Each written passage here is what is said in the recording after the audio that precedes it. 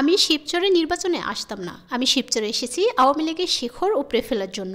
জনগণের উপর জুলুম নির্যাতনের চরম সীমা অতিক্রম করেছিল শেখ হাসিনা। গায়েবী মামলা হামলা দিয়ে বিরোধী মতকে শেষ করতে চেয়েছে শেখ হাসিনা। শিবচরের লিটন চৌধুরী একজন ডাকাত কোটি কোটি টাকা লুট করেছে, তাই জনগণের বোবা কান্না আল্লাহর দরবারে পৌঁছেছে, আর এর জন্য শেখ হাসিনার উপর গজব নাজিল হয়েছিল। গত 4 জানুয়ারি শনিবার দুপুরে মাদারীপুর জেলার শিবচরের চর জানাজাত ইউনিয়ন বিএনপির কর্মী সমাবেশে হাজার হাজার মানুষের উপস্থিতিতে প্রধান অতিথির বক্তব্যে এসব কথা বলেন উপজেলা বিএনপির আহ্বায়ক কামাল জামান নুরউদ্দিন মোল্লা।